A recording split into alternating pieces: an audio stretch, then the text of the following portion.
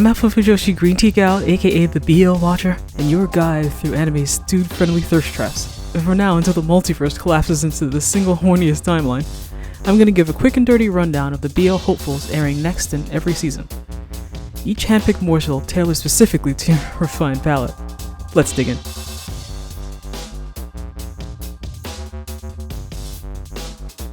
Science Fell in Love is back at it again this season. If you slept on season 1, a group of scientists treat love itself like an experiment. So the show reports its findings after observing big-brain versions of rom-com shenanigans, featuring both hetero and BL pairings, with at least one pansexual character. With any luck, season 2 will continue throwing us a BL bone every now and then, and hopefully won't wimp out on the same-sex kisses this time. Horse boys? You finally getting horse boys? Oof, no, not like that.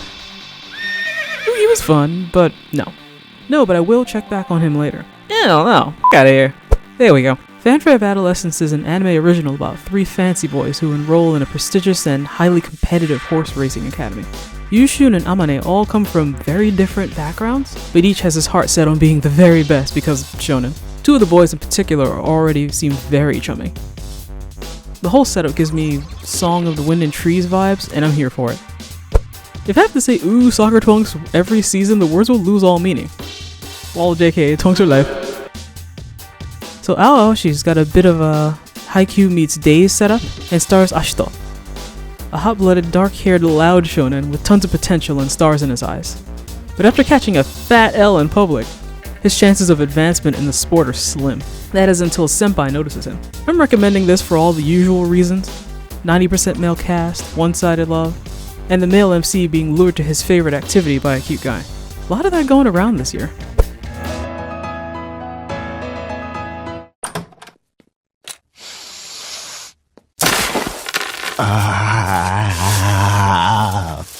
Yeah.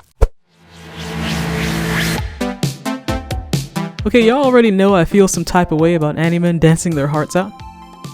So New Hotness, Dance Dance Revolution! Dance Dance is sure, stars messy cinnamon roll Junpei, who secretly loves ballet despite having quit it years before thanks to some toxic masculinity from his karate action star dad. So this show will have just a dash of wokeness by making the male MC reconcile the clash between where his passions actually lie versus only doing activities that are appropriate for boys. Somehow people still think dancing isn't manly enough, despite how ripped most dancers have to be to do what they do. Now I couldn't help myself and went and read about 30 plus chapters of the manga, so I can tell you while a waifu does get him to give ballet another shot, it's really a pretty Russian guy with silver hair that ultimately gets him to stop running away and commit to ballet completely. And if that sounds familiar, it should. There's a reason the DDD poster went with Junpei and Ruro, and leaves the waifu out entirely. It's through their relationship and rivalry that Junpei gets that last big push to see that his dreams are still worth chasing. So far it's a subtle bromance, but frankly, I've never seen even one anime or manga about men dancing that didn't get homoerotic once or thrice, and I doubt Triple D will be breaking tradition anytime soon. Dance Dance will be pirouetting over from Studio Mappa, who just can't stop cranking out these gems season after season. I suspect this will land in my top 10 of the season, if not the year. There's a literal ton of isekai power fantasy anime out there, so many in fact that they give birth to a new, weirder subgenre. In another world and I'd like to go home please. Maybe you've heard of it. Otomege sekai wa mobu ni kibishii sekai desu, aka it's hard out here for an NPC, plunks this MC Leon into a girl's dating sim, instead of say the violence and titty-filled world of a most male-led isekai. Not only is Leon not OP, he's townsperson B, and the harm is reversed. These are the only men that matter, and since it's a game for girls, women have all the power, while Leon's just a disposable object. MC is a twisted character thrown into an equally twisted world. Maybe it's the large pretty boy cast, maybe it's the MC growing to hate half the women there, maybe it's his desire to live a slow life on a farm despite this being labeled a harem. But something about this weird ass premise is triggering my Fujo sense as something fierce.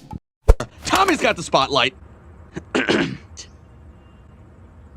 Ass detective. Yes, really. Oshiri Tante Shiriarty is a pure, straight-faced nonsense starring men with butts for heads in a Sherlock Holmes and Moriarty-style mystery and rivalry. Speaking of Sherlock, we're also getting an anime original spin-off OVA for Moriarty the Patriot. Honestly, the general gayness of the Sherlock franchise is a foregone conclusion at this point. Tomodachi Game features Yuichi and his closest friends getting pulled into a high-stakes debt repayment style game, because reasons. It's all about loyalty and betrayal, as his bond with his buddies, A, is what matters most to him, and B, might be the only thing that gets them out of this alive. The power of friendship is strong with this one. I'm bringing this up because even though they're all friends, the MC seems closest to one in particular, and I look forward to see how this all plays out. With any luck, their bromance will set them free. And just in case you thought I was reading too much into this, here's a random panel from the manga. I wasn't even looking for that. That Roman bath anime, Thermae Romae, is getting a glossy Netflix revival with Novae.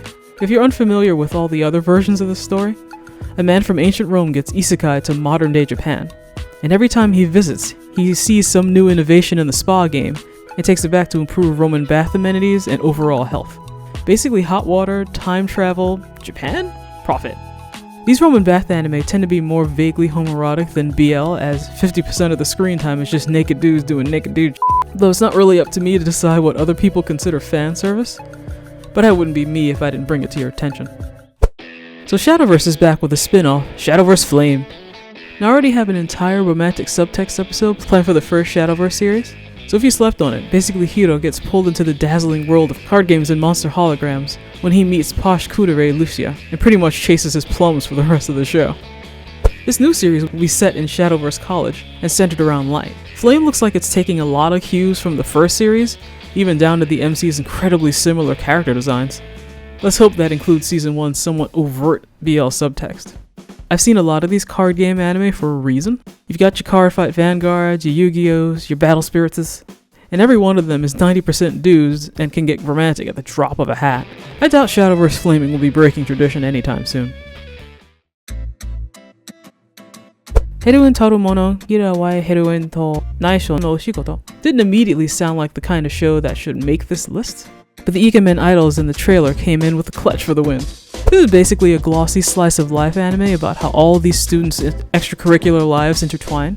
Aizo and Yujiro might only be side characters, but I can already tell their idolish bromance is gonna steal the show. A lot of love for badminton this year, eh?